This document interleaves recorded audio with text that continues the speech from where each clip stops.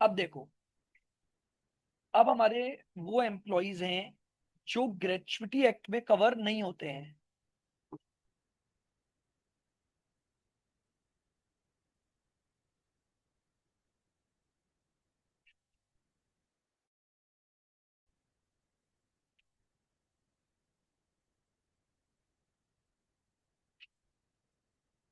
आ जाओ। तो अब हम बात कर रहे हैं उन एम्प्लॉयज के लिए जिन पर ग्रेचुइटी एक्ट नहीं होता है, यानी अदर एम्प्लॉयज की कैटेगरी। अगेन आप सुनना ध्यान से, अदर एम्प्लॉयज यानी other employees not covered in gratuity act. Point क्या है? Lower of the following will be except. इसमें भी lower of the following exempt होगा। पहला अमाउंट ग्रेचुइटी रिसीव्ड, दूसरा अमाउंट है maximum 20 lakh. Again 15 days salary for every completed year of service. ध्यान से सुनोगे अब। 15 days salary for every completed year of service. कैसे निकालूंगा? Service years into 15/30 into average salary.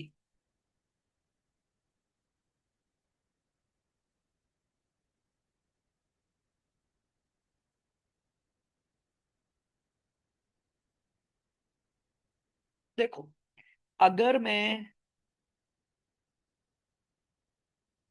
Other employees की बात करूंगा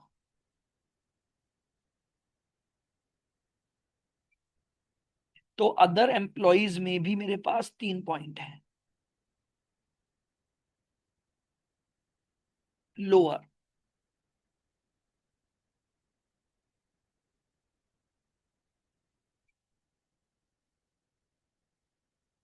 लोअर विल बी एग्जेम्प्ट। पहला तो वही है, एक्चुअल अमाउंट रिसीव्ड। दूसरी हमारी जो मैक्सिमम लिमिट है,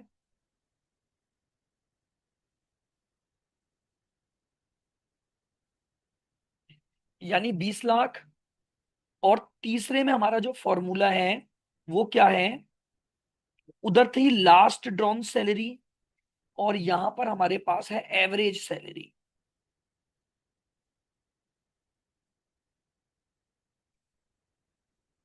पैरिटी अगर मैं वो बनाऊं तो एवरेज सैलरी लूंगा into 15/30 into service years.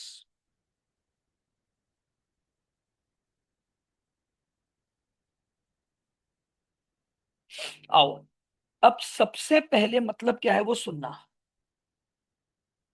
Average salary का मतलब है, सुनो बिल्कुल ध्यान से,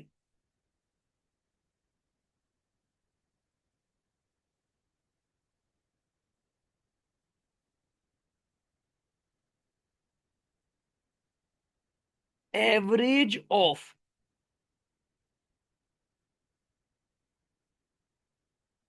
salary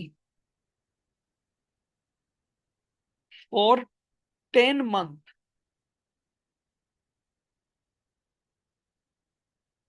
immediately preceding the month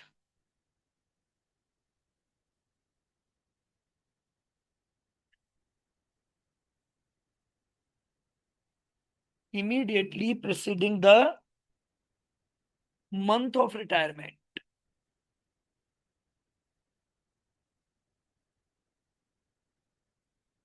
सुनना, यहां पर एवरेज सैलरी वापस से देखोगे, जिस महीने में क्या हुआ है, रिटायरमेंट हुआ है, उससे प्रीवियस मंथ तक खत्म होने वाले 10 महीने की सैलरी।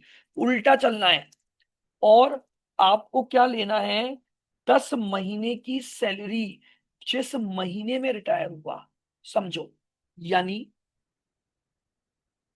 अगर मैं बोलूं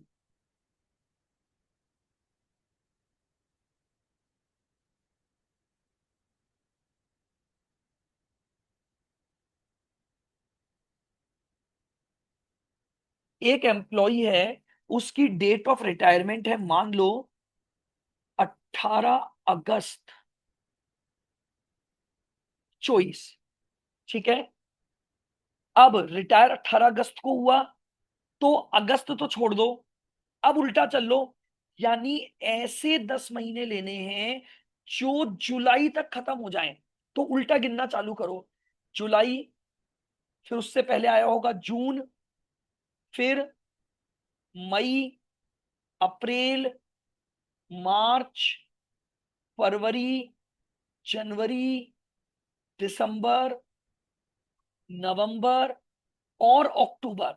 10 महीने हो गए। इसका मतलब मैं कहां से कहां तक लूंगा? अक्टूबर 2023 से और जुलाई 2024 तक के 10 महीने। अब सीधा काउंट करके कंपेयर कर लो। अक्टूबर, नवंबर, दिसंबर, जनवरी, फरवरी, मार्च, अप्रैल, मई, जून और जुलाई। यानी मेरी बात समझना, जिस दिन वो रिटायर हो रहा है, जिस महीने में वो रिटायर हो रहा है, उससे प्रीवियस के 10 महीने की सैलरी का एवरेज लेना है। आओ।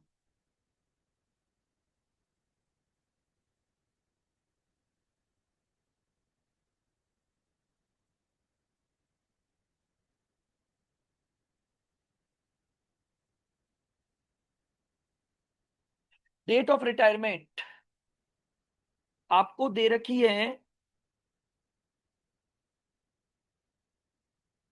12 फरवरी।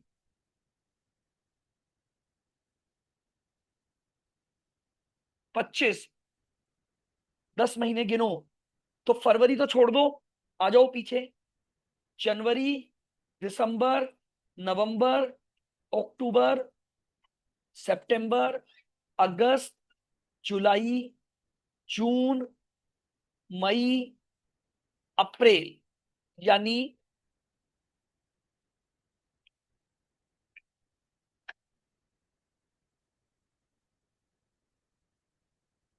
अप्रैल 24 से जनवरी 2025, ये मेरे 10 महीने हो गए। अप्रैल, मई, जून, जुलाई, अगस्त, सितंबर, अक्टूबर, नवंबर, दिसंबर और जनवरी। इन 10 महीने की सैलरी का मैं क्या कर दूंगा? एवरेज कर दूंगा। समझ आया? 10 महीने कैसे गिनने हैं? जिस मंथ में वो रिटायर हुआ उसको छोड़ो, और उससे प्रीवियस के 10 महीने की सैलरी का एवरेज। अब बात ये आती है, सैलरी में हम क्या क्या लेंगे? यानी ये जो 10 महीने की सैलरी लोगे,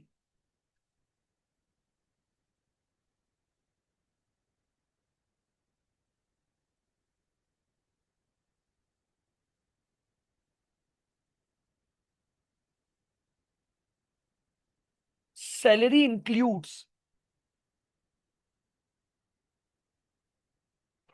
एक तो लूंगा बेसिक पे, यानी उसकी बेसिक सैलरी हो गई। एक लूंगा DA conditional,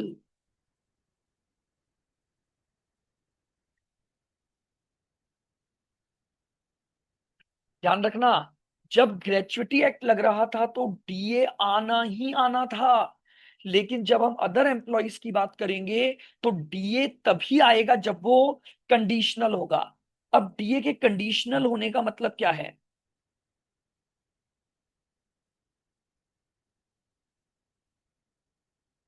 if for retirement benefit,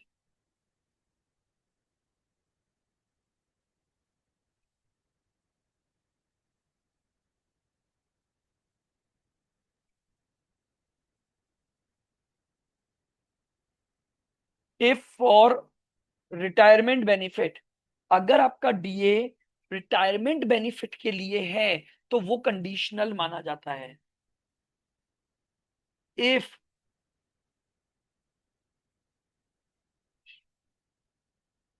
forming part of salary, अगर क्वेश्चन में लिखा हुआ आ जाए कि आपका जो डीए है उसे पार्ट ऑफ सैलरी, एक फॉर्मिंग पार्ट ऑफ सैलरी माना गया है, तो उसे क्या माना जाएगा? डीए का रिटायरमेंट बेनिफिट माना जाएगा।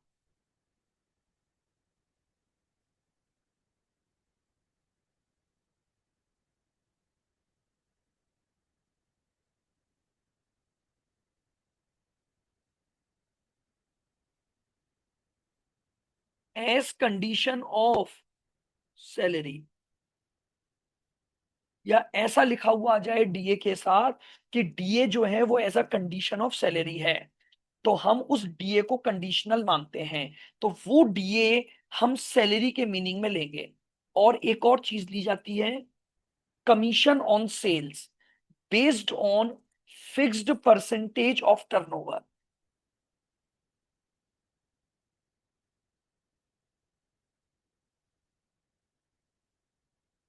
कमीशन ऑन सेल्स, लेकिन ध्यान रखना ये किस पर बेस्ड होगा? बेस्ड ऑन परसेंटेज ऑफ, और कोई नहीं, based on percentage of turnover. ये है यहां पर सैलरी का मीनिंग। यानी सैलरी के लिए ध्यान से देखो, आपके नोट्स में जाओ, क्या लिखा है? Average salary means average of salary of 10 month preceding the month in which the event occurs. यानी रिटायरमेंट से जस्ट पहले के 10 महीने लेने हैं। बिल्कुल क्लियर, समझ में आ गया? एक बार जल्दी से थम्स अप करके दिखा दें आप कि 10 महीने काउंट करने आ गए आपको।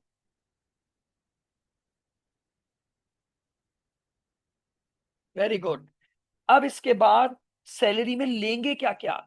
हम 10 महीने की उसकी बेसिक सैलरी लेंगे, 10 महीने का डीए का वो हिस्सा जो कंडीशनल है वो लिया जाएगा।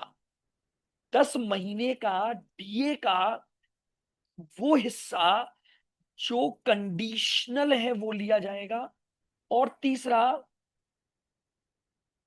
कमीशन ऑन सेल्स, देखो मैंने क्या लिखा है, कमीशन ऑन सेल्स जो कि फिक्स्ड परसेंटेज ऑन टर्नओवर है। क्या ये बात क्लियर? जल्दी से बोलो। तीन चीजें आनी है, तीन चीजें आनी है। क्या है? एक तो बेसिक सैलरी आनी है, एक डीए कंडीशनल आना है, और एक कमीशन ऑन सेल्स जो कि फिक्स्ड परसेंटेज ऑफ टर्नओवर होना चाहिए, वो आएगा। ये तीनों 10 महीने के आएंगे, डिवाइड बाय 10 तो एवरेज आ गया। और लास्ट पॉइंट, सर्विस ईयर की हम बात करें तो months will be ignored, months will be ignored.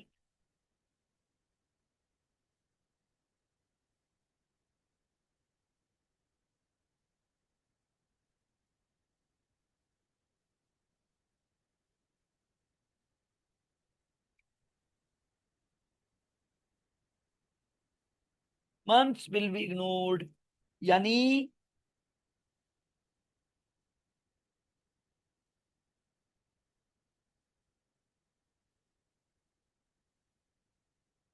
अगर मान लीजिए आपके सर्विस ईयर्स आपको दे रखे हैं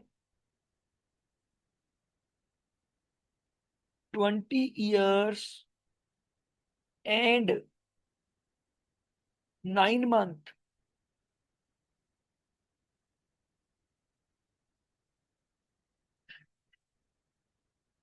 20 ईयर्स 4 मंथ, मंथ्स को कंप्लीटली इग्नोर किया जाएगा। ये भी 20 ईयर्स लोगे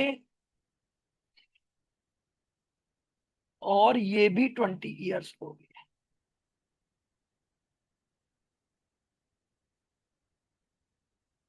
बताइए, ये है ग्रेचुइटी के अदर एम्प्लॉइज की एग्जिम्शन लिमिट का रूल। तीनों में से लोअर लेना है। Actual amount of gratuity received, maximum limit है 20 लाख। तीसरा, average salary into 15/30 into service years. Average salary का मतलब है जिस महीने में रिटायरमेंट हुआ है उससे पहले के 10 महीने काउंट करो, उन 10 महीने की बेसिक सैलरी उठाओ, उन 10 महीने का डीए कंडीशनल उठाओ, और उन 10 महीने का कमीशन ऑन सेल्स जो कि based on fixed percentage of turnover होगा। डीए कंडीशनल माना जाता है अगर डीए को फॉर्मिंग पार्ट ऑफ सैलरी माना जाए, कंडीशन ऑफ सैलरी माना जाए, या रिटायरमेंट बेनिफिट का हिस्सा माना जाए। सर्विस ईयर्स निकालते समय आपको मंथ को कंप्लीटली इग्नोर करना है। केवल और केवल क्या लोगे, कंप्लीटेड सर्विस ईयर लेना है। जल्दी से बता दें, थम्स अप दिखा दें, समझ आया या नहीं आया। सीधा थम्स अप माने आ गया, उल्टा थम्स अप माने नहीं आया।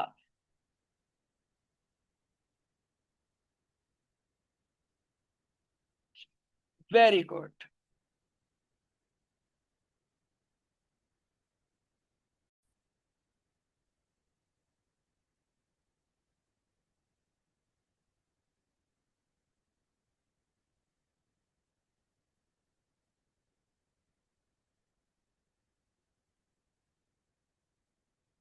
लिखेंगे example.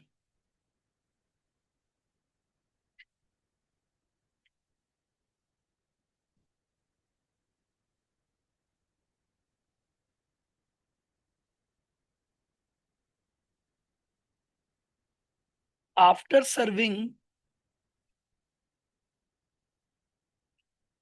31 years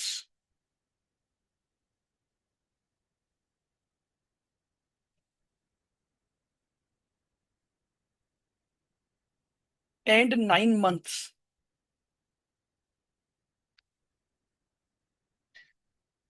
Mr. S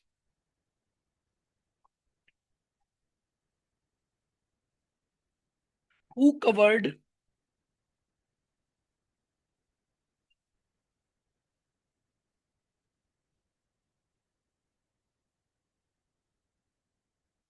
under Payment of Gratuity Act,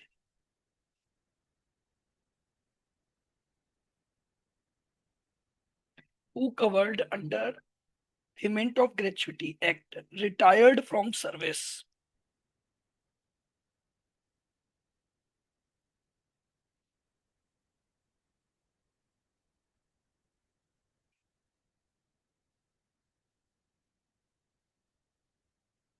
on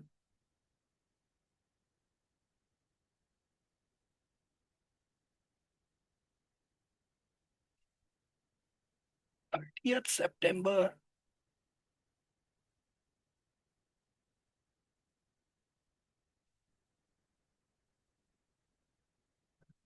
2024। ठीक है, वो रिटायर कब हुआ है? 30 सितंबर 2024 को वो क्या हो गया, रिटायर हो गया है।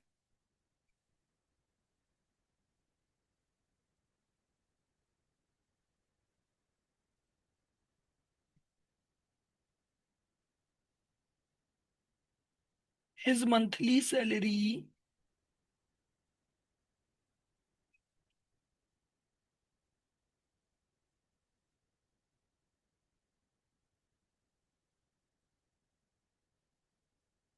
at the time of retirement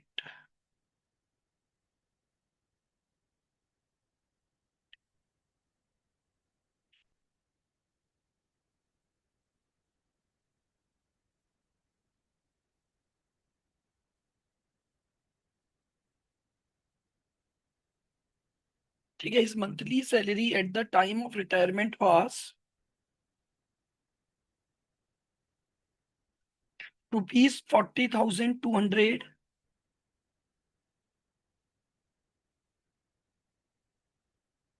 dearness allowance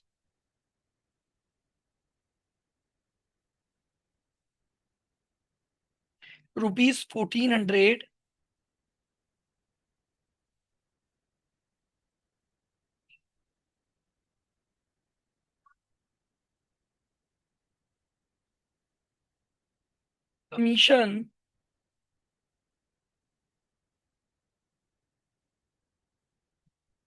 commission rupees 2,000।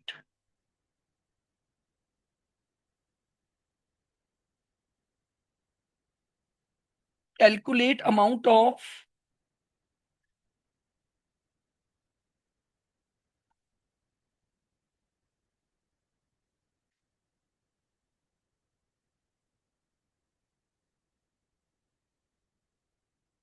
Taxable gratuity. ठीक है, हमें ग्रेचुइटी का टैक्सेबल अमाउंट निकालना है। ठीक है, नाउ अब इस पर ग्रेचुइटी एक्ट एप्लीकेबल हो रहा है। तो ग्रेचुइटी एक्ट के एप्लीकेबिलिटी का रूल क्या था?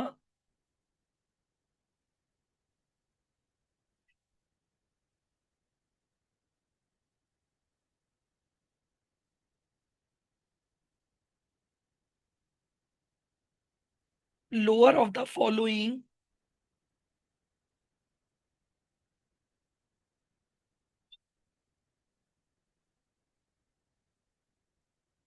Exempt, lower of the following is exempt. इनमें से जो लोअर अमाउंट है वो एग्जेम्प्ट होता है।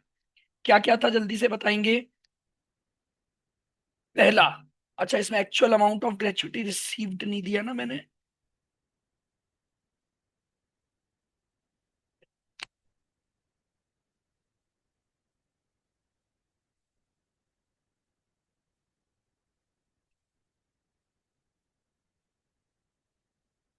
ठीक है, उसको जो ग्रेचुइटी रिसीव्ड हुई है 4,25,000।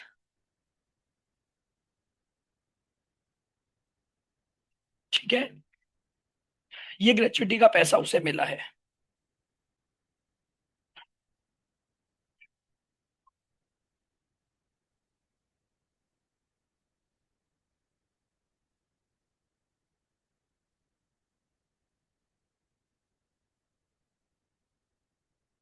ये लीजिए, तो पहला अमाउंट तो आपका आ गया एक्चुअल अमाउंट रिसीव्ड।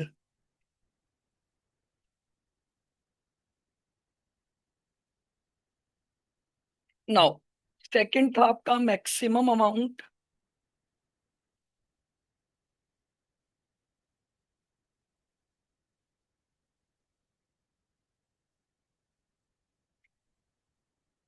तो मैक्सिमम अमाउंट कितना है हमारा?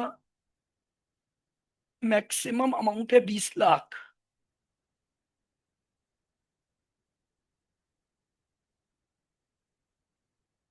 और तीसरा है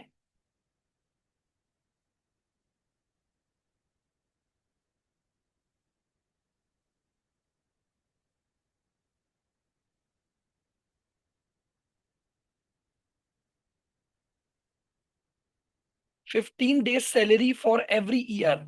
नाउ अब इसका फॉर्मूला क्या था?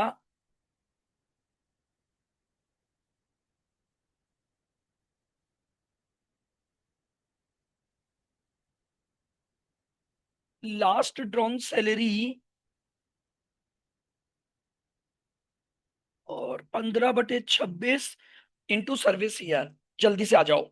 लास्ट ड्रॉन सैलरी में क्या क्या आता है? Basic salary plus DA always, यानी भले ही वो कंडीशनल हो या ना हो, डीए यहाँ पर लिया जाता है। तो उसकी बेसिक सैलरी कितनी है? 14,200। और प्लस उसका डीए है 1,400। 14,200 प्लस 1,400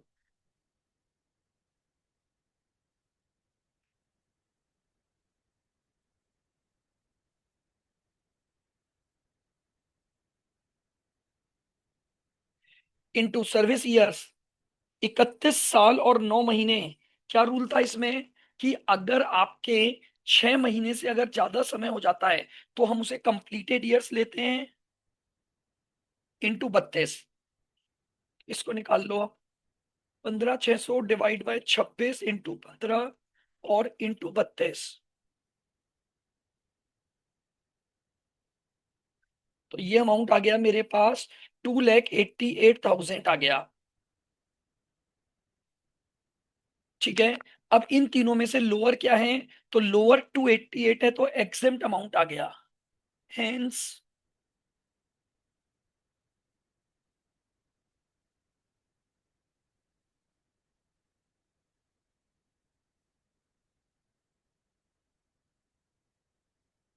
क्लियर बिल्कुल। तो अब हम निकाल लेंगे टैक्सेबल अमाउंट।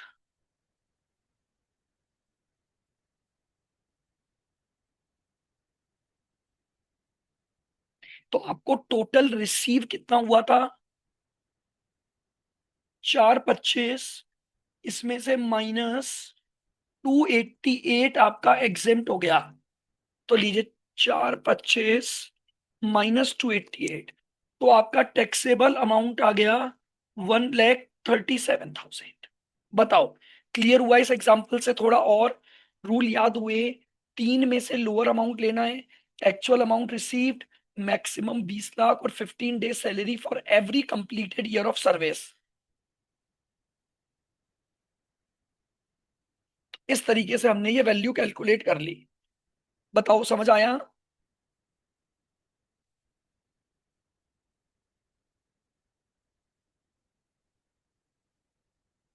ठीक है।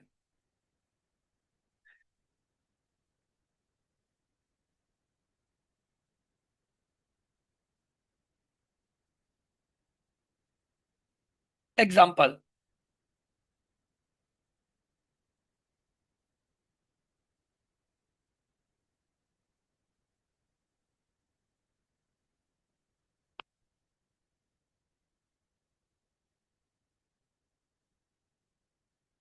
Mister Ram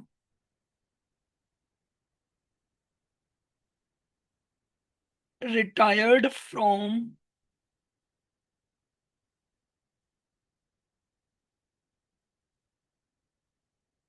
service on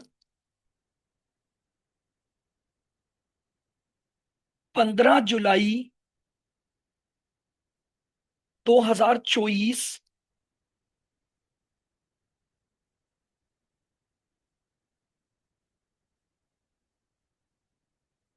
after serving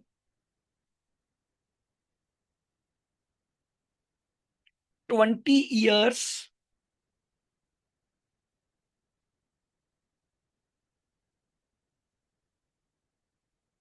and 8 months।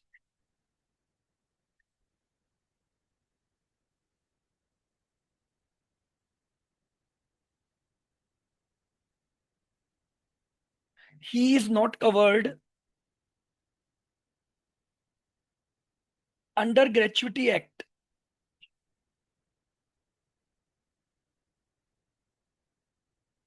He is not covered under Gratuity Act। His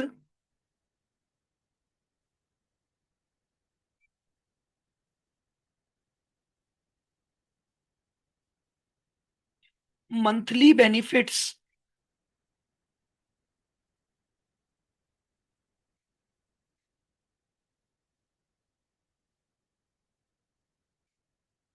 includes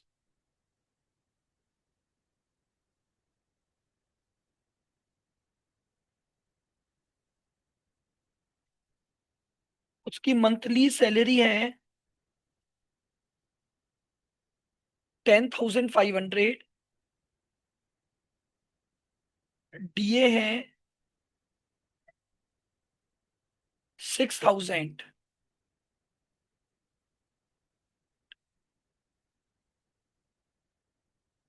40% is for retirement benefit।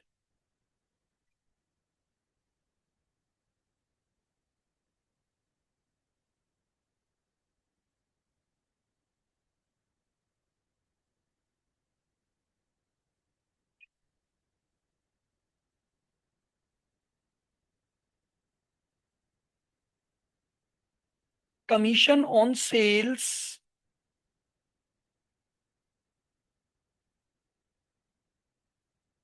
4%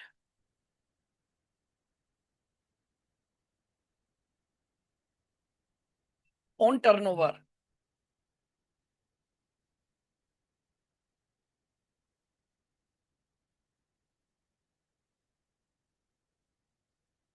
turnover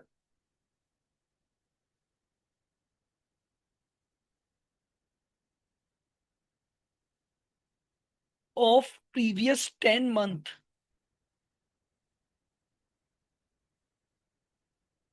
were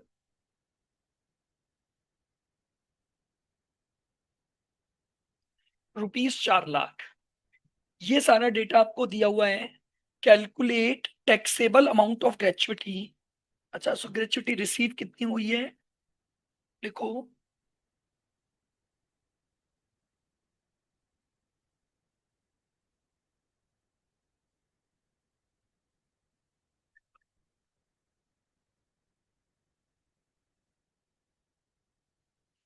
calculate taxable amount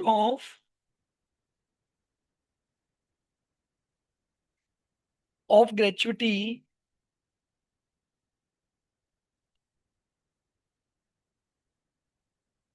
if Mr. Ram received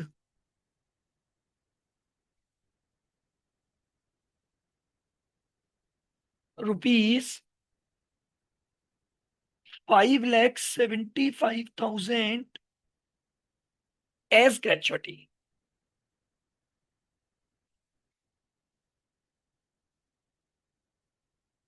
ये लीजिए, अब आपको ये data दिया हुआ है, तो क्या अब ये समझ आ गया कि ये केस अदर एम्प्लॉय का है? क्योंकि हमने क्लियर लिखा है कि he is not covered under the gratuity act. चलिएगा, लिख लिया एग्जाम्पल।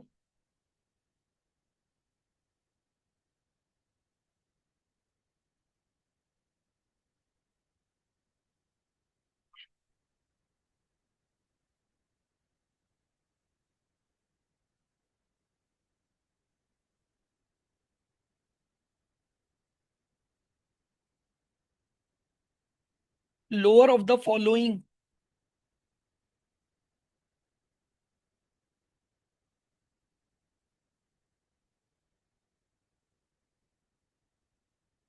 Will be exempt. पहला पॉइंट,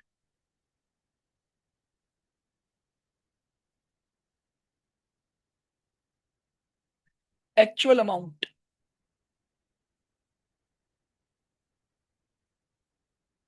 ये लीजिए, एक्चुअल अमाउंट है 575।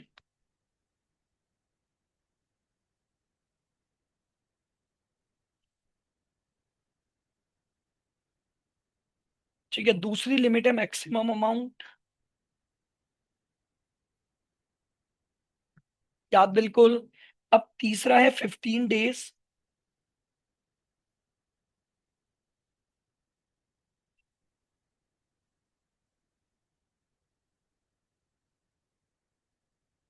15 डेज सैलरी फॉर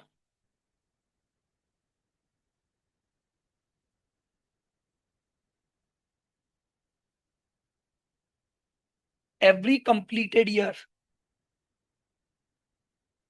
ठीक है, 15 days salary for every completed year. Formula क्या था?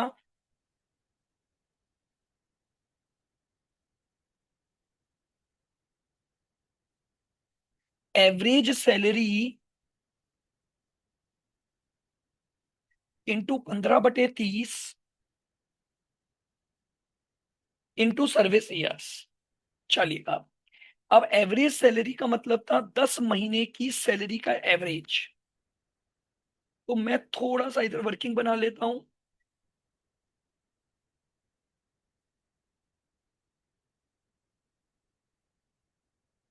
सबसे पहले उसकी बेसिक पे। तो देखो उसकी सैलरी कितनी थी?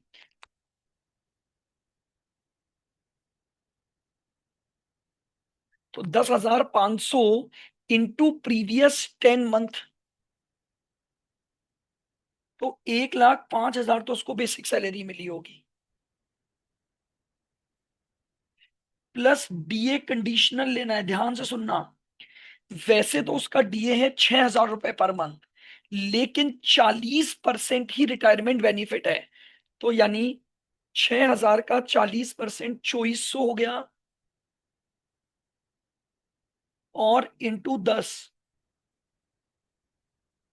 बोलो, आया ये समझ में? 24,000 आपका डीए कंडीशनल हो गया। कमीशन, पिछले 10 महीने की सेल्स दे रखी है 4 lakh, into 4%।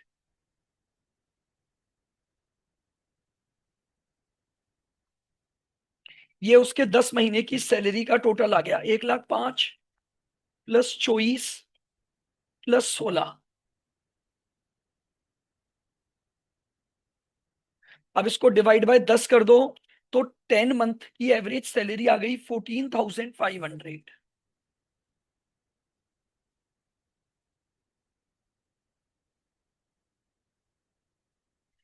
Into service year ढूंढो। सर्विस ईयर में यह रूल था, only completed year should be taken. Months को इग्नोर करते हैं तो 20 साल और 8 महीने हैं, तो मैं 20 साल ले लूंगा। निकाल दीजिए अमाउंट। 14,500 डिवाइड बाय 2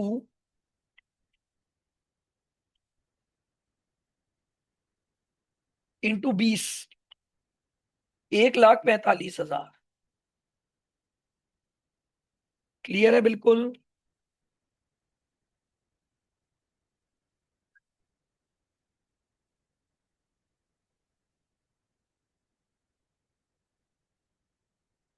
तो इन तीनों में से मिनिमम क्या है, हेंस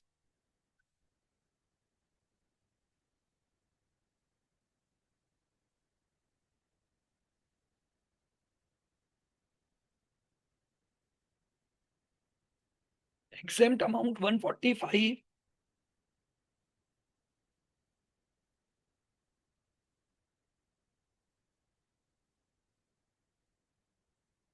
तो टैक्सेबल वैल्यू आ गई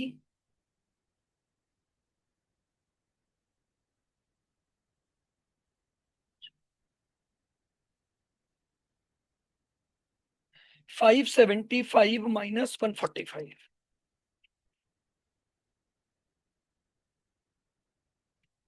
4,30,000।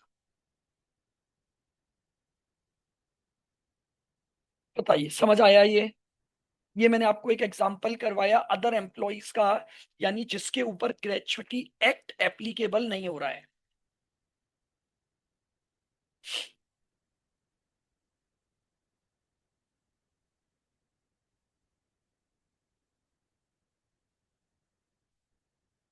बताओ समझ में आ गया।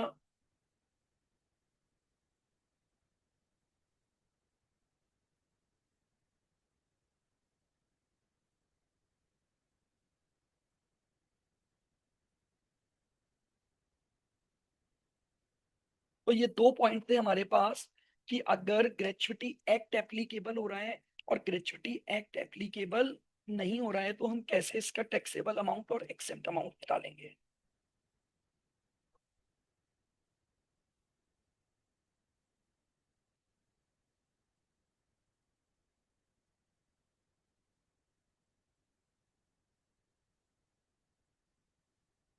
अब देखो, मैंने कुछ और रूल्स भी दिए हैं, अब जरा इनको समझते हैं अपन।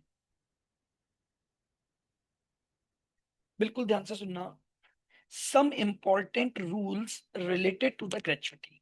Rule 1, if gratuity paid to employees when he remains in the service, then it is fully taxable for all। यानी अगर मान लीजिए कोई एम्प्लॉई ग्रेच्युटी का पैसा कब ले लेता है, जब वो सर्विस में ही है, यानी रिटायर नहीं हुआ है, और वो ग्रेच्युटी का कुछ अमाउंट रिसीव कर लेता है, तो it is fully taxable for all employees. सभी एम्प्लॉयज के लिए ग्रेच्युटी का ये अमाउंट क्या होगा, टैक्सेबल होगा। सेकंड पॉइंट, ध्यान से सुनना। If gratuity due but paid after the death of the employee, then it is taxable in the hands of legal heir of the employee under the head salary। क्या बोल रहा है ये, gratuity due हो गई है, सुनो क्या बोलना चाह रहा है ये।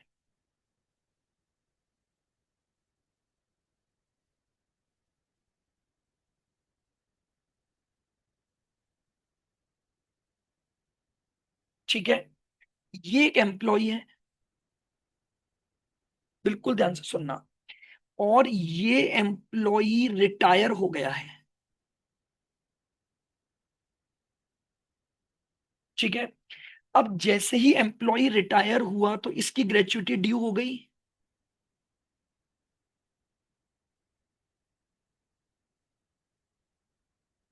लेकिन क्या हुआ, इसे ग्रेचुटी मिल पाती इससे पहले इसकी डेथ हो गई।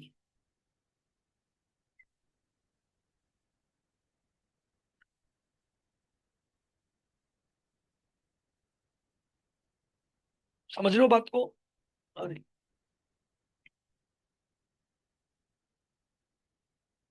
हाँ,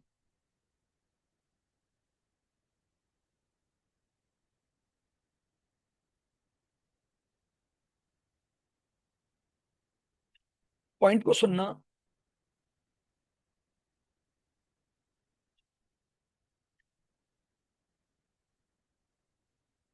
अब इसकी डेथ हो गई, फिर सुनोगे, ये एम्प्लॉय रिटायर हुआ, और रिटायर हुआ तो ग्रेचुटी ड्यू हो गई, लेकिन इसे ग्रेचुटी मिलती इससे पहले डेथ हो गई, तो ग्रेचुटी मिली किसको होगी?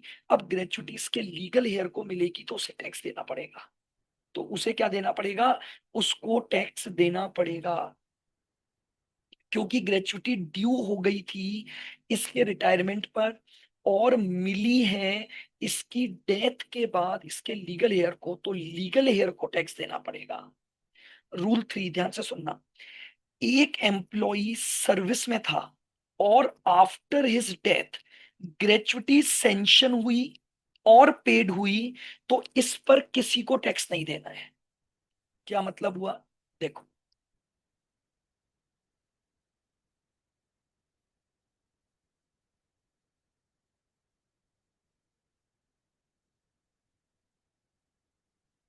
ये एम्प्लॉय इन सर्विस है अभी, ठीक है? अब सर्विस के दौरान इसकी डेथ हो गई, ठीक है? अब डेथ के बाद ग्रेचुटी ड्यू हो रही है,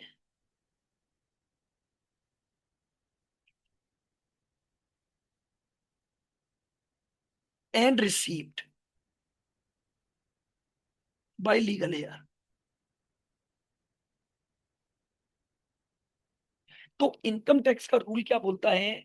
अगर एम्प्लॉई सर्विस में था और फिर उसकी डेथ के बाद ग्रेचुटी सैंक्शन हुई, इसका मतलब जब वो सर्विस में था तभी डेथ हो गई, तब उसकी ग्रेचुटी सैंक्शन हुई और उसे ग्रेचुटी पे हो रही है, तो ना तो इस पर एम्प्लॉय टैक्स देगा, ना इस पर उसका लीगल हेयर टैक्स देगा।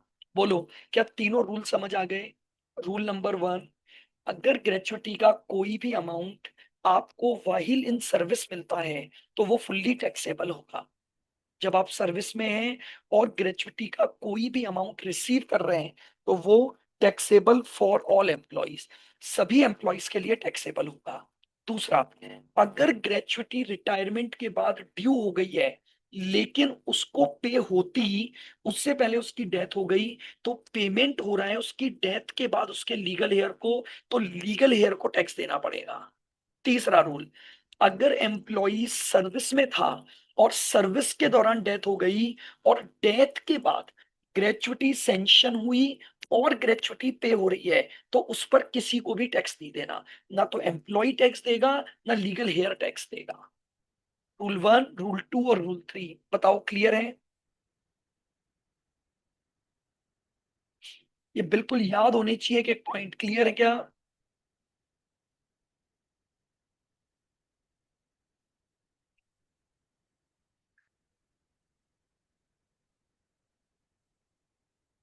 Now the most important point देखना। If gratuity is received from more than one employer in the same previous year, the limit of 20 lakh would apply in total। यानी ये जो ग्रेचुटी की maximum limit है ना, ये आपकी लाइफ टाइम की लिमिट होती है। अगर एक एम्प्लॉय को एक से ज्यादा एम्प्लॉयर से सेम प्रीवियस ईयर में अगर ग्रेचुटी मिल रही है, तो उस केस में हमारी जो 20 लाख की लिमिट है ना, वो टोटल में मिलाकर देखी जाती है, यानी वो लिमिट टोटलिटी में चेक होती है। रूल 5 सुनना। Where an employee had received gratuity in any earlier years and has claimed exemption in respect of gratuity received earlier, he will still be entitled to the exemption, but the limit shall be reduced by the amount of exemption availed in the earlier years। अब ये क्या बोल रहा है सुनो। अब मैं वापस से आपको समझाता हूं।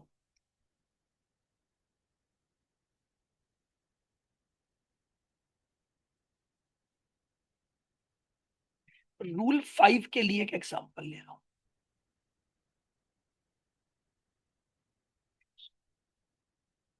सुनना।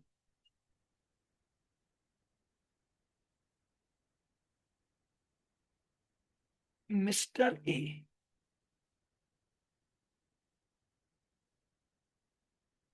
Retired from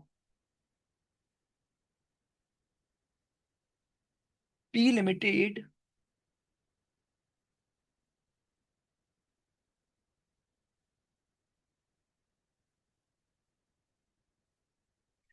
after serving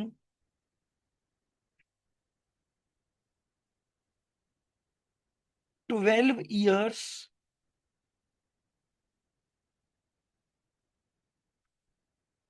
and 4 month। ठीक है।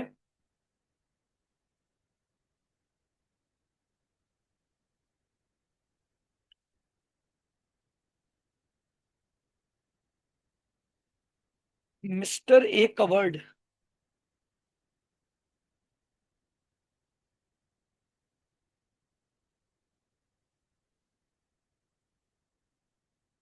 Bye gratuity act.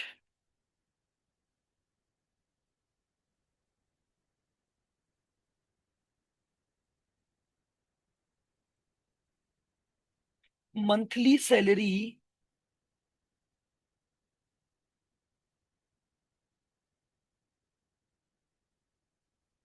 At the time of retirement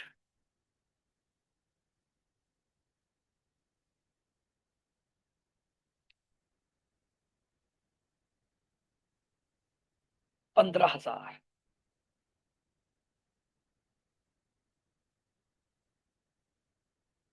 ये है 70%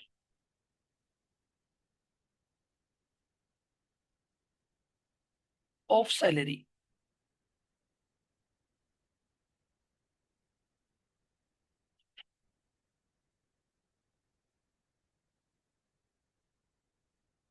gratuity received from P limited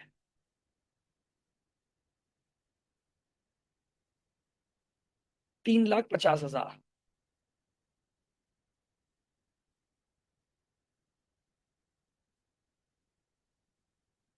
mister A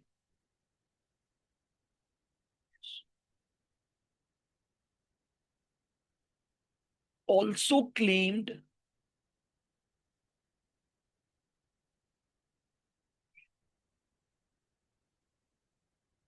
exemption of gratuity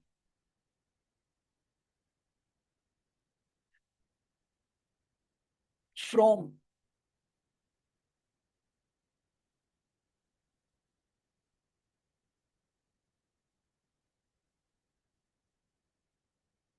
previous employer।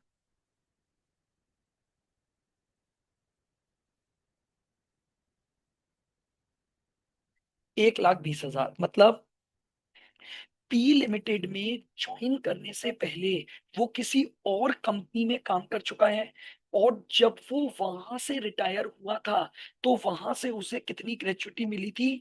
1,20,000 की ग्रेचुटी एग्जिम्ट करवाई थी उसने। मतलब मिली ज्यादा होगी, लेकिन इतनी एग्जिम्पशन उसने क्लेम की थी।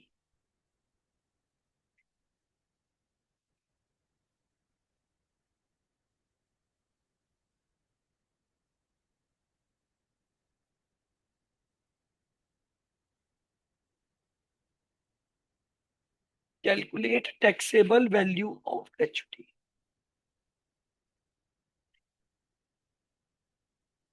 क्लियर है बिल्कुल। तो मैंने ये जो रूल 5 लिखा, इस पर एक एग्जांपल की मैंने बात की है।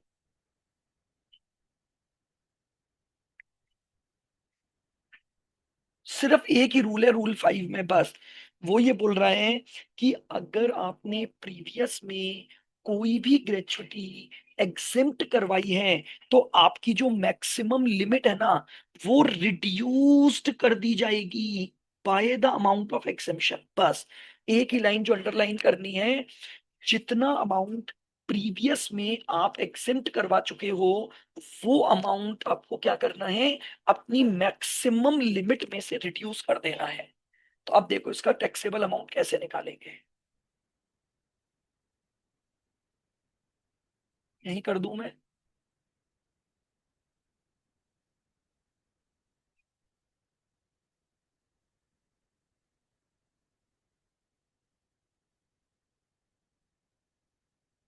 Solution.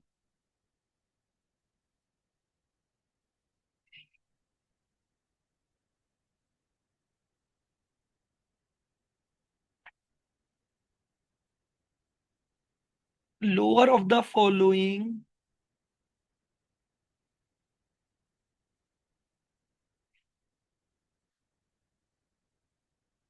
Will be exempt.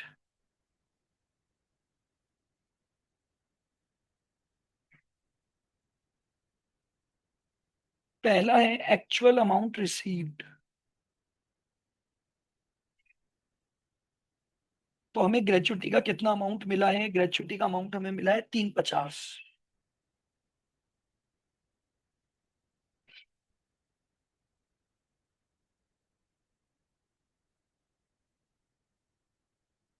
Maximum amount, अब समझना, वैसे तो मैक्सिमम अमाउंट 20 लाख है, लेकिन आप ऑलरेडी एक 20 की एग्जीमिशन क्लेम कर चुके हो। तो ये जो 20 लाख होता है ना, ये आपकी मैक्सिमम लाइफ की एग्जीमिशन होती है। तो एक 20 आप ऑलरेडी कहीं और क्लेम कर चुके हो। तो अब मैक्सिमम अमाउंट आपका हो गया 18,80,000। बस, रूल 5 की वजह से इतना सा चेंज है।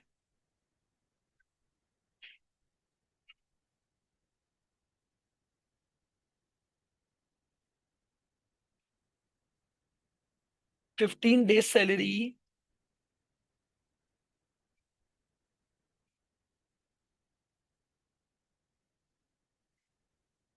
और एवरी ईयर।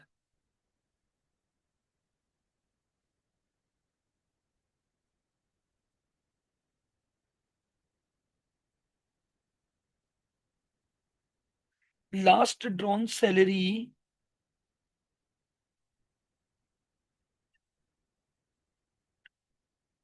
चलिए, तो लास्ट ड्रॉन सैलरी में 15,000 तो उसकी सैलरी आ गई, प्लस 70% डी आ जाएगा, तो 10,500। तो ये हो गई last drawn salary 25,500 into service year कितने हैं? 12 साल और 4 महीने। तो 6 मंथ से नीचे है तो इसको इग्नोर कर दिया जाएगा, तो इंटू 12 साल। 25,500 इंटू 15 डिवाइड बाय 26 और इंटू 12, तो 176,538। यही में अमाउंट आपका सबसे मिनिमम है, तो ये अमाउंट एग्जेम्प्ट हो जाएगा।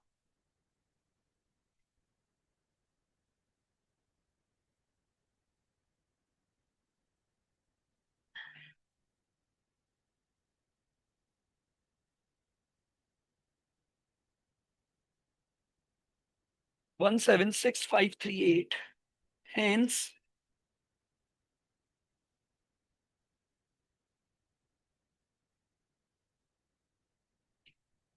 350 माइनस,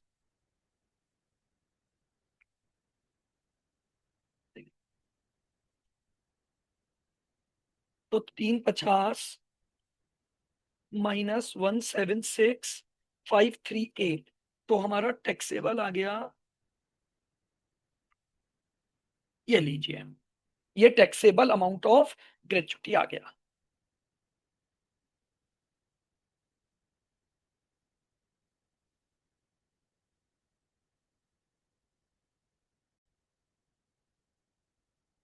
आओ, अब हम बात करते हैं रूल नंबर 6।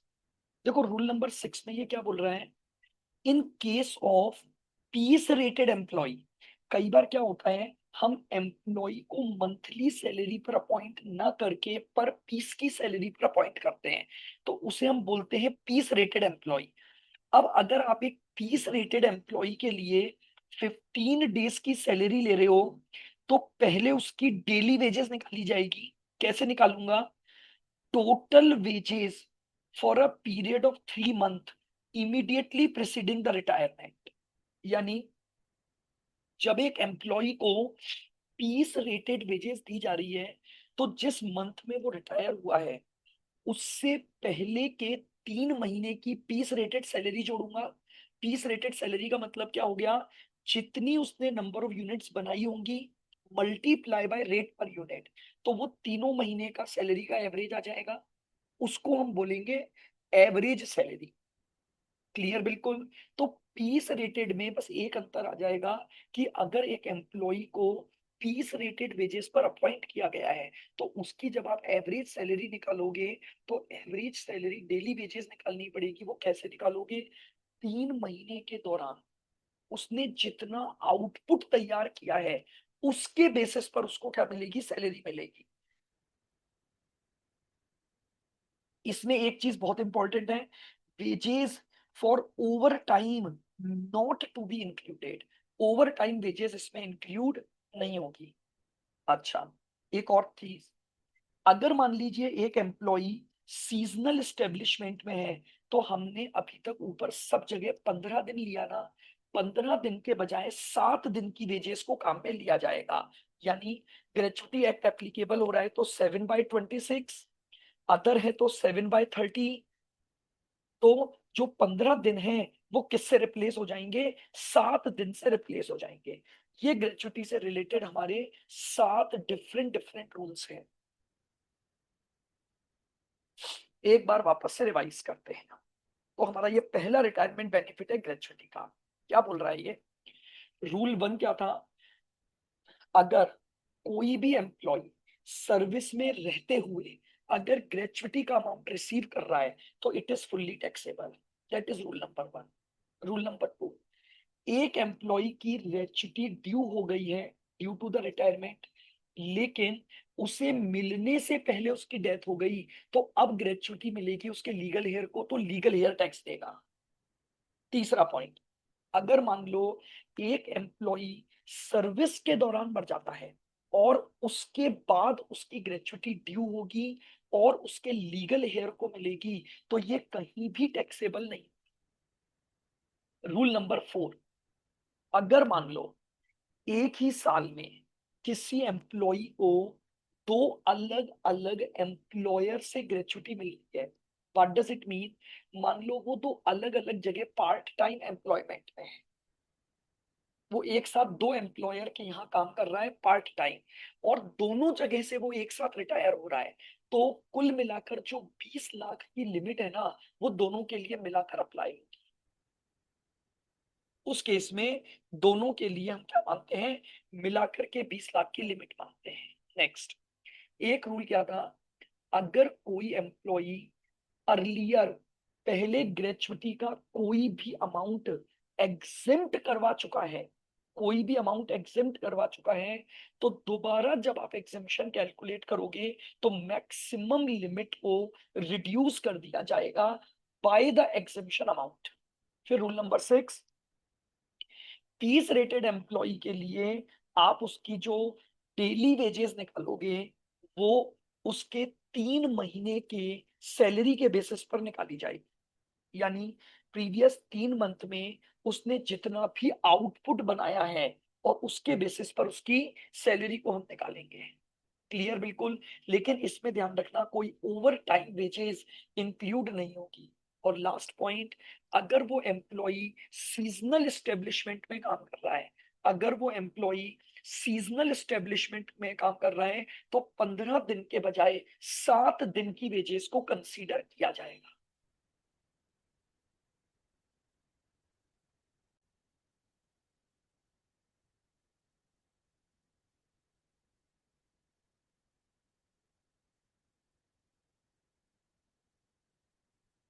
एग्जाम्पल देखो,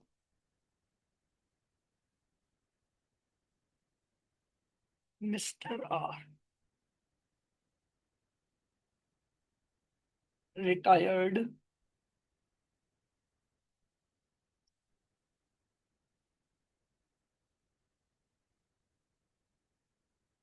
on 15 June 24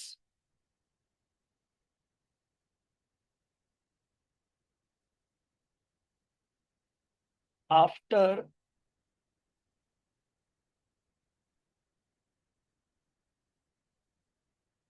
completion of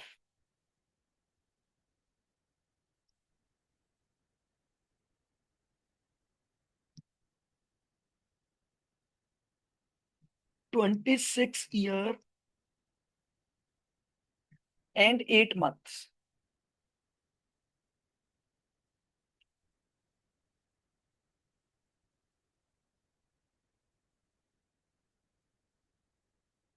And received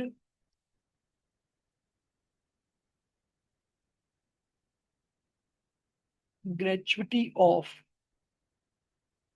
हाँ।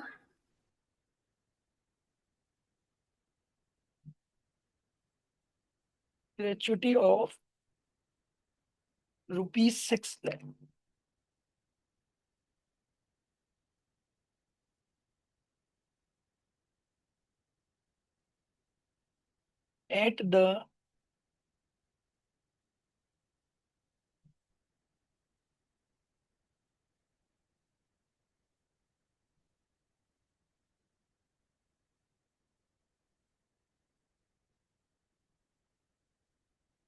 at the time of retirement.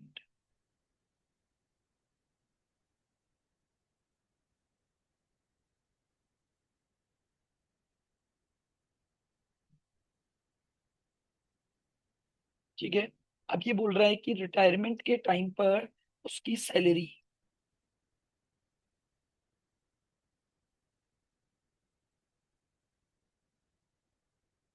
Basic salary थी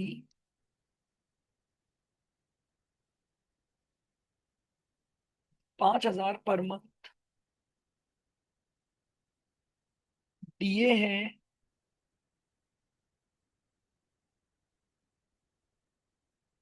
3,000 per month,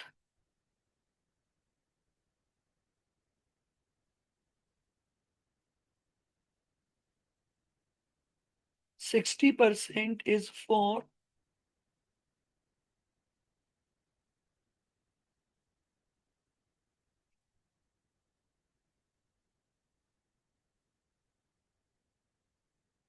retirement benefits.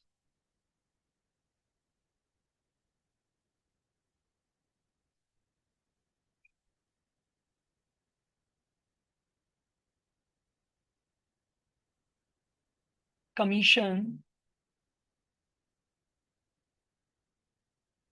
1%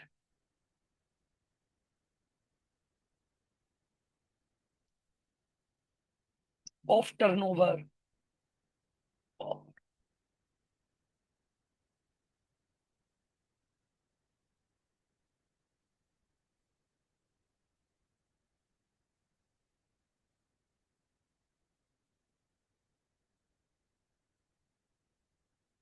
turnover of last 12 month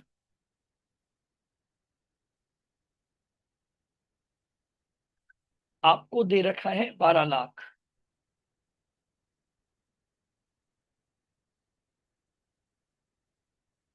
और एक बोनस दिया हुआ है,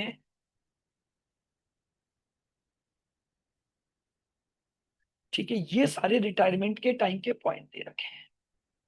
ठीक है, अब मांगा क्या है आपसे, कैलकुलेट टैक्सेबल ग्रेच्युटी।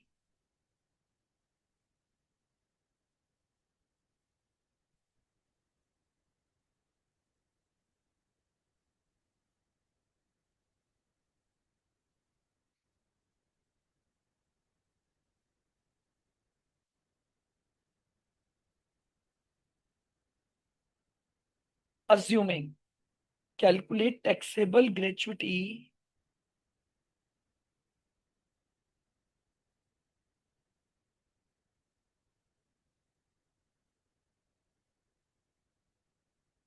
अज्यूमिंग, पहला पॉइंट,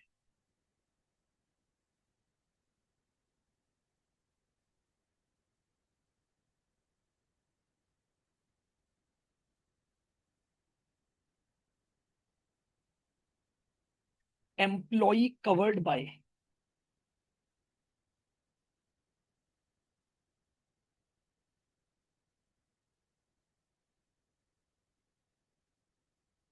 ग्रेच्युटी एक्ट 1972। दूसरा केस,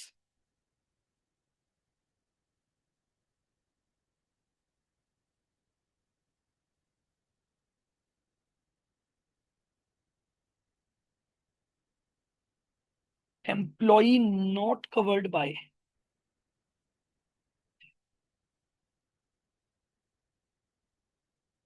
ग्रेचुटी एक्ट, और तीसरा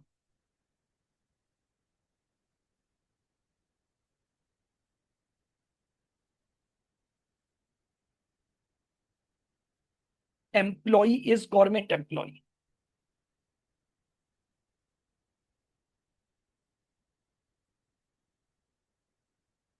ये लो, ये हमारा एग्जाम्पल है जिसमें हमने क्या ले लिए, हमने अपने सारे रूल्स को एक साथ कवर कर लिया है। अब बिल्कुल आराम से धीरे धीरे इसको करते चलो। आपका ग्रेचुटी टॉपिक एक को कंप्लीट है। तो मैं 3 केस बना देता हूं। पहला,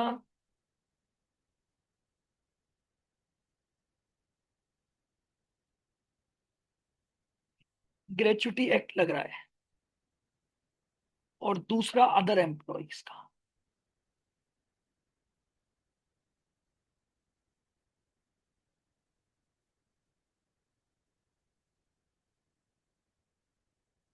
other employees.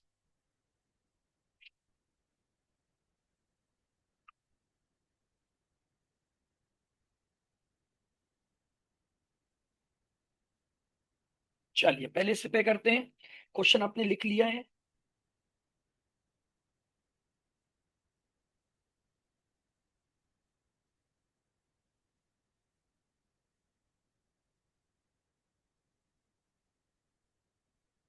Lower of the following is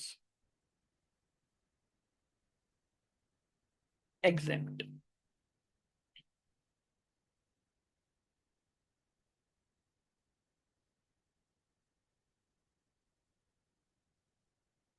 चलो पहला है एक्चुअल अमाउंट रिसीव्ड। तो ग्रेचुटी का अमाउंट कितना मिला है उसे, 6 लाख रुपए। तो एक्चुअल अमाउंट रिसीव्ड आ गया 6 lakh.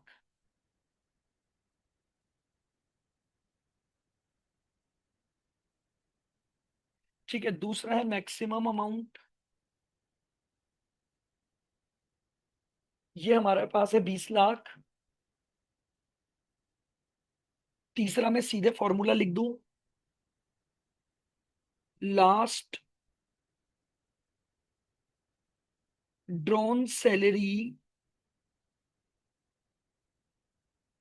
Into 15/26 into service year. आ जाओ, लास्ट ड्रॉन सैलरी पर जाते हैं, जल्दी से जाओ। तो लास्ट ड्रॉन सैलरी में यहां पर केवल 2 चीजें आती हैं, बेसिक सैलरी और टीए। TA always. तो यानी 5,000 और 3,000, तो 8,000 आ जाएगा।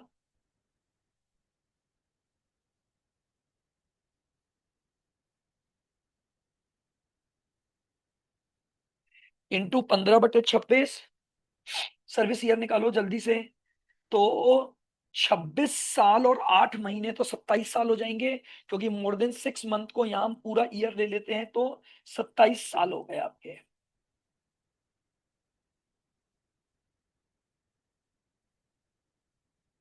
लीजिए इसको कैलकुलेट कर देते हैं अपन।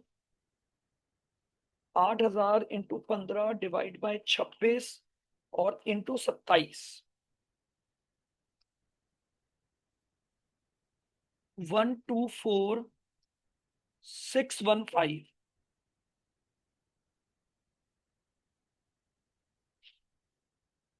ये हमारा तीनों में मिनिमम है। चलिए,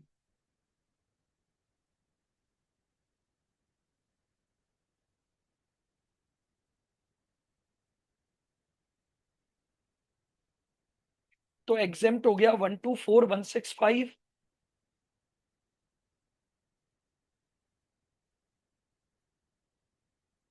टैक्सेबल 6 लाख मिला, -124,615।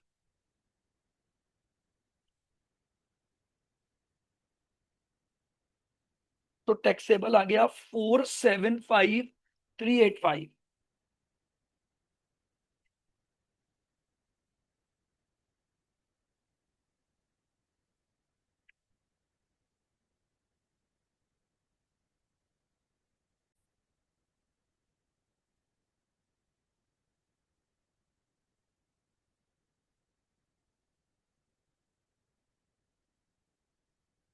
लोअर ऑफ द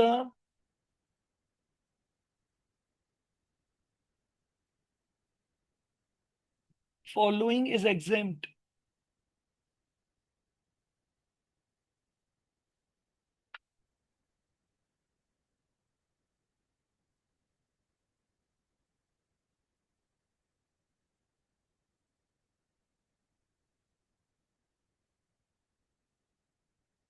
पहला है एक्चुअल अमाउंट रिसीव्ड, यानी 6 लाख।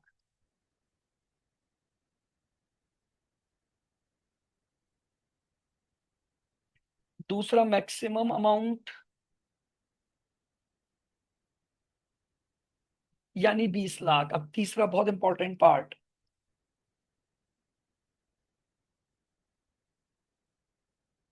एवरेज सैलरी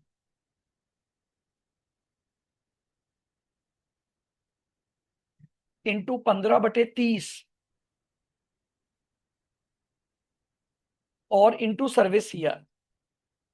अब पहले एवरेज सैलरी निकालनी है। एवरेज सैलरी का मतलब है 10 महीने की। तो सारी चीजें हम 10-10 महीने की ले लेंगे पहले। सबसे पहले लूंगा 10 मंथ बेसिक पे। तो इसकी बेसिक पे कितनी है?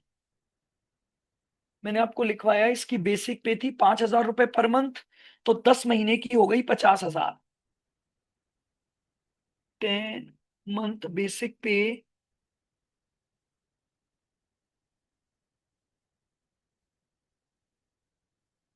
अब सुनना, डीए 3,000 है, बट यहां कंडीशनल यानी रिटायरमेंट बेनिफिट का लेंगे।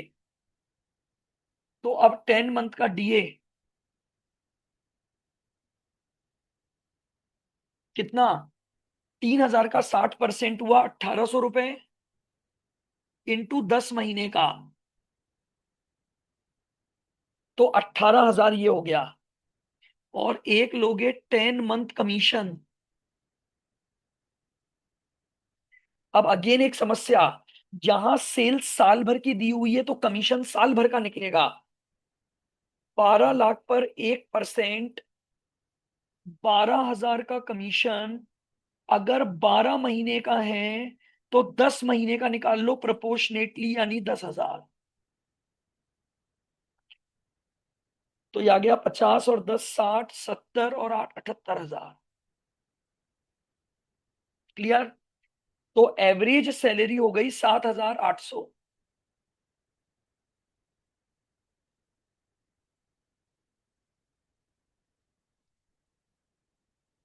इंटू यहां मंथ्स को इग्नोर करोगे तो 26 साल लिए जाएंगे। 7,800 इंटू 15 डिवाइड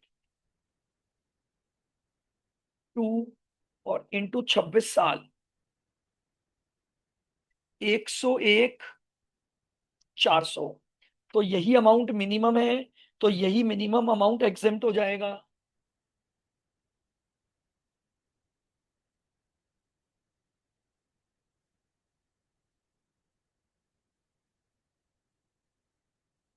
$101,400।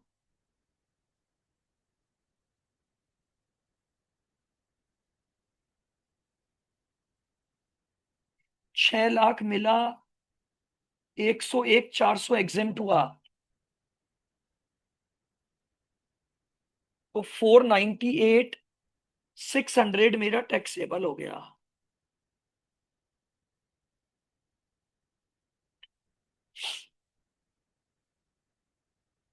हाँ।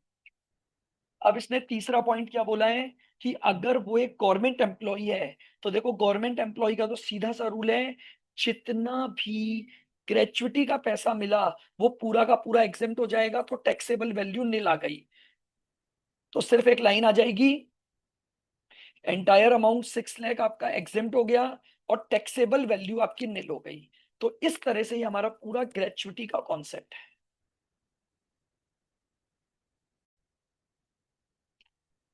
चलिएगा, अब हम आगे बढ़ते हैं। और हमारा अगला जो रिटायरमेंट बेनिफिट है वो है पेंशन। ठीक है। तो अब हम बात करेंगे टैक्स ट्रीटमेंट ऑफ पेंशन की।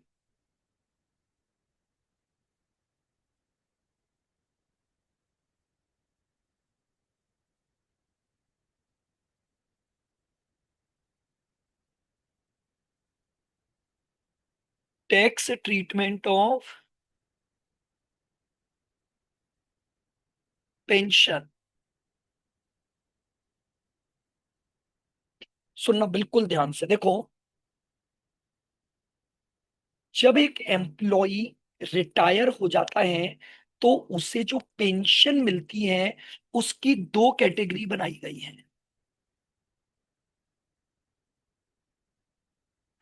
एक उसे मिलती है मंथली पेंशन,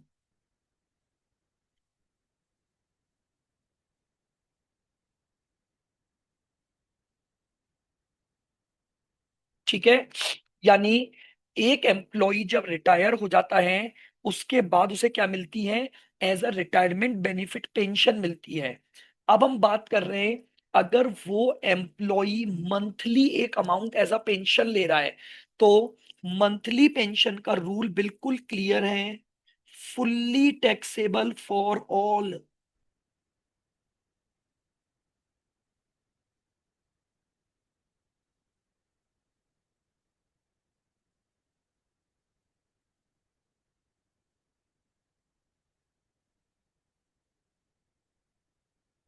लीजिए, मंथली पेंशन का बस इतना सा रूल है।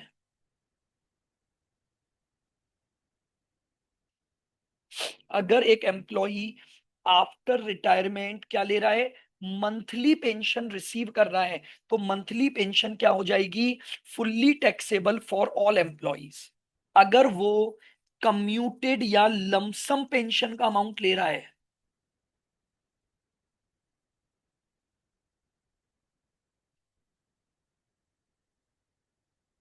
और मंथली पेंशन को ही अनकम्यूटेड भी बोला जाता है।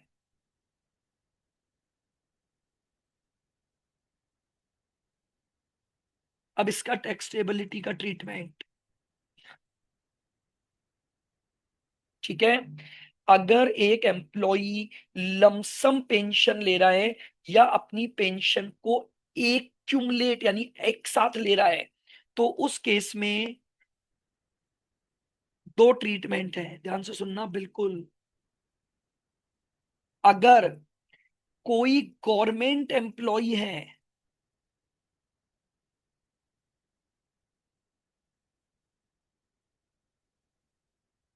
अगर कोई गवर्नमेंट एम्प्लॉय है, बिल्कुल ध्यान से सुनोगे, एक गवर्नमेंट एम्प्लॉय रिटायरमेंट पर जितनी भी लमसम पेंशन लेता है, फुल्ली एग्जेम्प्ट फ्रॉम टैक्स, कोई टैक्स नहीं लगेगा।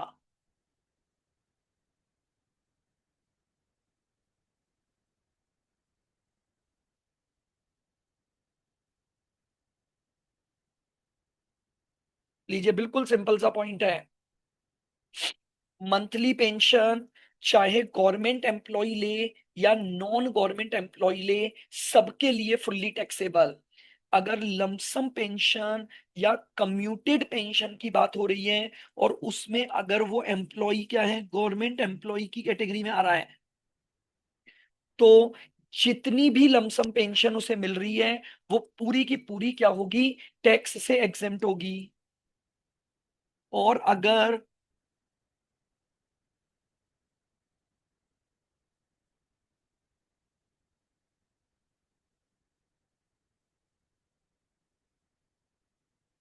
अगर वो क्या है,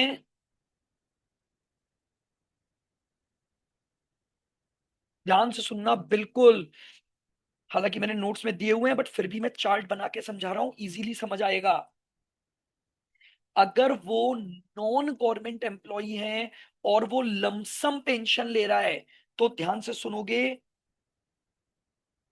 इसके लिए फिर दो रूल बनेंगे।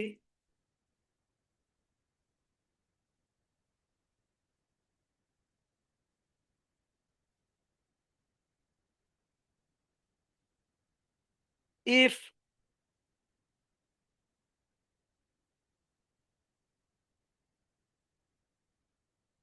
एम्प्लॉय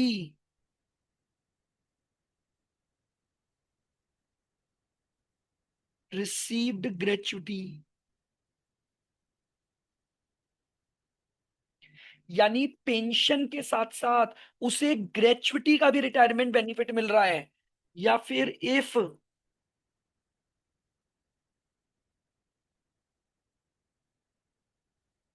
एम्प्लॉई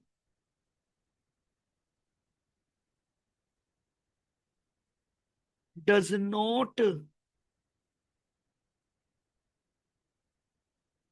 रिसीव ग्रेचुटी, दो रूल है। बात समझ में आई? हम बात कर रहे हैं एक लमसम पेंशन, और लमसम पेंशन किसने ली है? अगर एक नॉन गवर्नमेंट एम्प्लॉय ने ली है, तो नॉन गवर्नमेंट एम्प्लॉय के लमसम पेंशन के रेस्पेक्ट में रूल को पढ़ने के लिए आपको ये देखना पड़ेगा, क्या उस एम्प्लॉय को ग्रेचुटी मिल रही है या ग्रेचुटी नहीं मिल रही है। अब अगर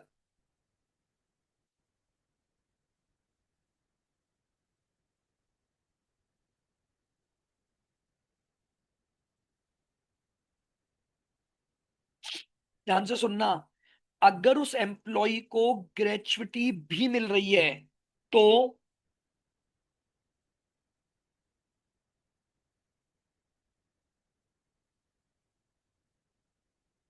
एग्जिम्ट अमाउंट कैसे निकालूंगा?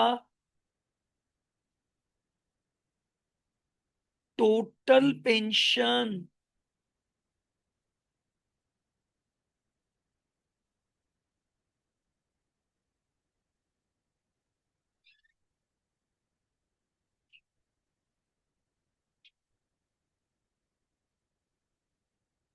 टोटल पेंशन विच ही एंटाइल्स इनटू 1/3।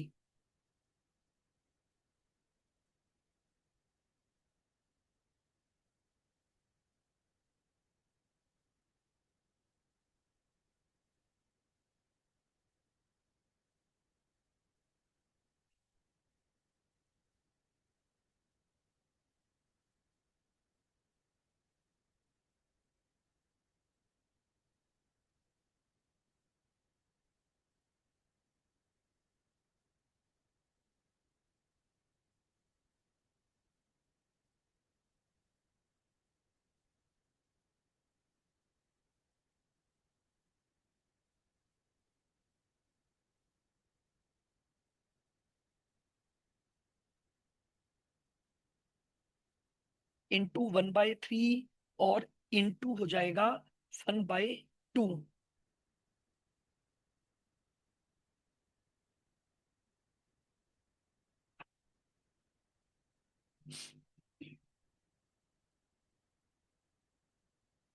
यानी हमारा जो समराइज्ड रूल बना उसको बहुत ध्यान से समझना है।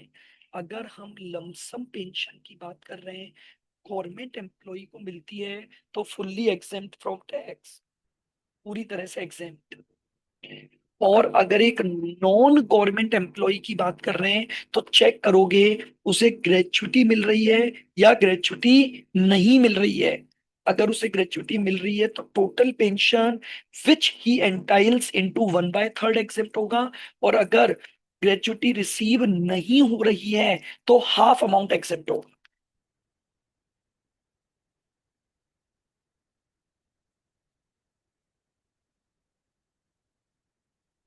नाउ नाउ अब बात ये आती है कि टोटल पेंशन विच ही एंटाइल्स कैसे निकालेंगे, तो उसका एक फॉर्मूला होता है। देखो, टोटल पेंशन विच ही एंटाइल्स का मैंने एक फॉर्मूला लिखा हुआ है। मैंने जितना कम्यूटेड अमाउंट लिया है, यानी जितना रिसीव किया, कम्यूटेड या जो भी मेरा लमसम है, divided by percentage of commutation.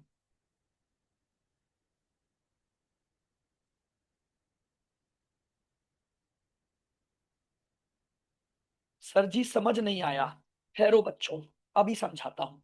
देखो, मान लो क्या बोलना चाह रहा है।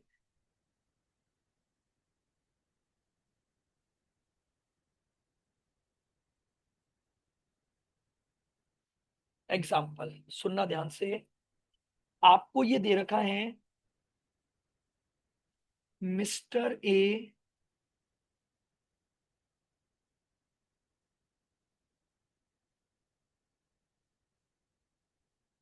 N employee receive 60% of his pension as commuted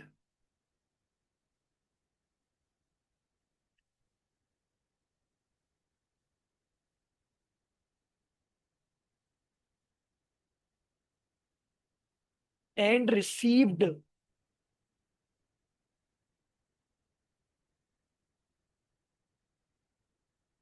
₹2,40,000।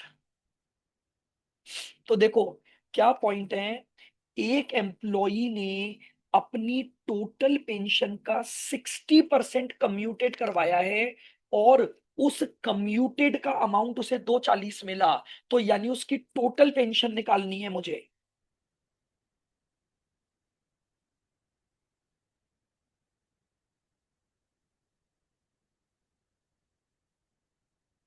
ठीक है, लमसम में उसने कितना लिया, 240 लिया, जो कि टोटल पेंशन का 60 है, तो डिवाइड बाय, ये उसकी टोटल पेंशन विच ही एंटाइल्स आ गया। 240 डिवाइड बाय 60%, यानी 4 लाख रुपए। अब इस 4 लाख का या तो 1/3 एग्जेम्प्ट होगा, या इस 4 लाख का 1/2 एग्जेम्प्ट होगा। इस तरीके से निकालते हैं। और देखो,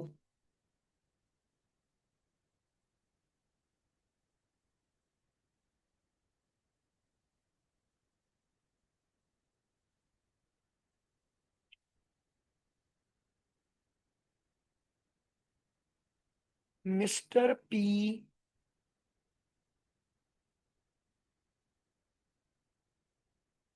एन एम्प्लॉई, बिल्कुल ध्यान से सुनना, mister P an employee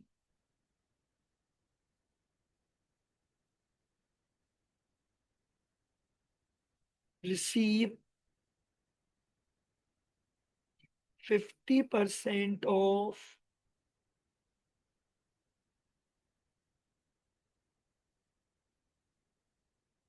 his pension as commuted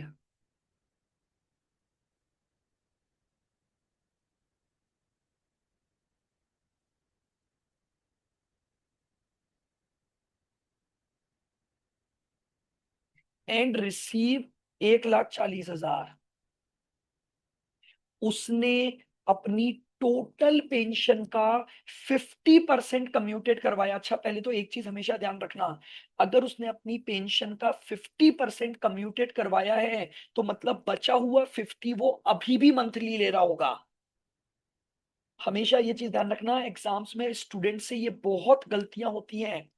वो बोल रहा है उसने केवल 50% हिस्से को कम्यूटेड करवाया है, तो इसका मतलब जो रिमेनिंग 50% है, वो अभी भी वो मंथली ले रहा है। कैसे निकालेंगे वो एग्जाम्पल से और क्लियर होगा। अभी तो मैं तुम्हें सिखा रहा हूं केवल टोटल पेंशन निकालना। हेंस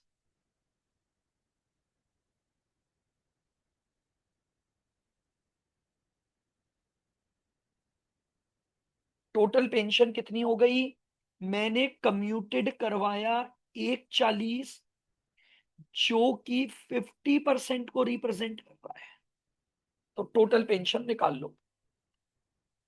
140 डिवाइड बाय 50%, तो मेरी टोटल पेंशन आई 2,80,000। बताओ, दोनों एग्जाम्पल समझ आए? अप थम्स अप समझ आना, डाउन थम्स अप कंफ्यूजन होना, तो जल्दी से रिप्लाई कर दें। क्या ये समझ आया? चलो वेरी गुड। अब थोड़ा सा और डेटा चेंज करता हूं।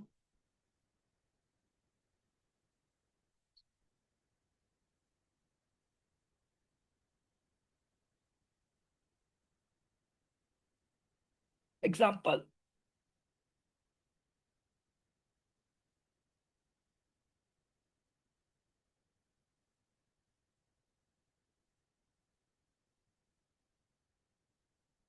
Mister x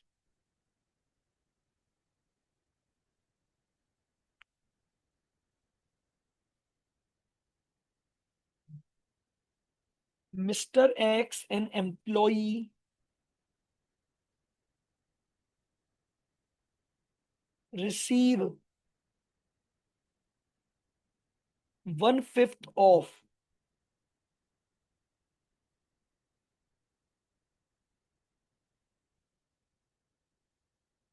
his pension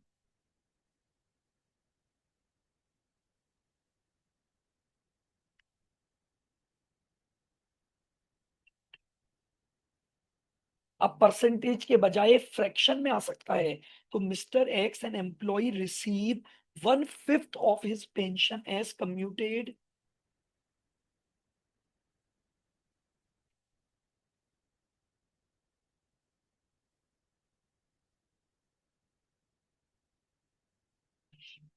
and received ₹80,000। अब उसकी आपको टोटल पेंशन निकालनी है। तो फॉर्मूला अभी भी वही, बस थोड़ा सा एक डिफरेंट मैनर में लगा दूंगा।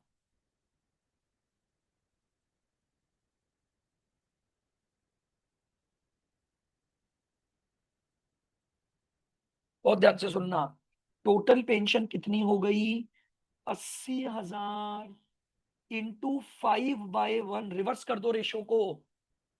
अगर 1/5 के लिए 80 मिली तो उसकी टोटल पेंशन निकालेंगे।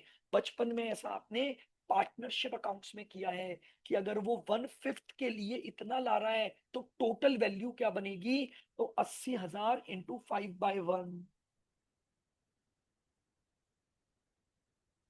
4 लाख हो गया।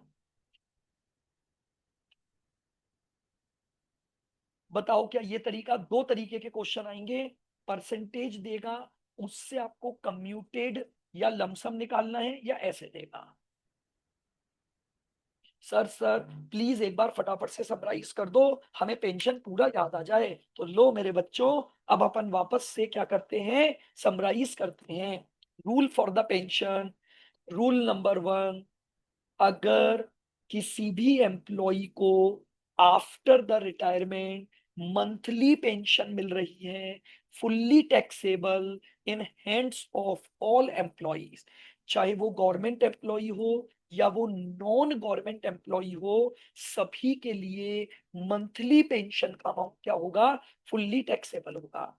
और अगर किसी भी एम्प्लॉय को कम्यूटेड या वो लमसम पेंशन रिसीव कर रहा है, कम्यूटेड या लमसम पेंशन रिसीव कर रहा है, उसमें दो कैटेगरी बनाई गई हैं। अगर वो एम्प्लॉय गवर्नमेंट एम्प्लॉय है तो जितनी भी कम्यूटेड पेंशन उसे मिल रही है, अगर वो एम्प्लॉय गवर्नमेंट एम्प्लॉय है तो जितनी भी कम्यूटेड पेंशन उसे मिल रही है वो पूरी की पूरी एग्जेप्ट होगी। और अगर वो एक नॉन गवर्नमेंट एम्प्लॉय है, अगर वो एक नॉन गवर्नमेंट एम्प्लॉय है, तो ऐसी सिचुएशन में दो कैटेगरी, अगर वो एम्प्लॉय ग्रेचुटी का रिटायरमेंट बेनिफिट भी रिसीव कर रहा है, अगर वो एम्प्लॉय ग्रेचुटी का रिटायरमेंट बेनिफिट भी रिसीव कर रहा है, तो टोटल पेंशन विच ही एंटाइल्स इनटू 1/3 एग्जेम्प्ट होगा। जो उसकी टोटल पेंशन बनती है, जिसका वो एंटाइटलमेंट रखता है, उसका 1/3 एग्जेम्प्ट होगा। और अगर उस एम्प्लॉय को ग्रेचुटी का बेनिफिट नहीं मिलता है तो total pension for which he is entitled into 1/2 आपका एग्जेम्प्ट होगा और रिमेनिंग टैक्सेबल होगा। लेकिन एक और चीज ध्यान रखना, जब वो लमसम पेंशन लेता है तो बचा हुआ अभी भी मंथली ले रहा है, तो मंथली की भी टैक्सेबिलिटी निकालनी पड़ेगी। अगर वो ये बोल रहा है मैं 60% के हिस्से को ही कम्यूटेट करवा रहा हूं, तो इसका मतलब 40% वो अभी भी मंथली पेंशन के रूप में ले रहा है, which will be fully taxable.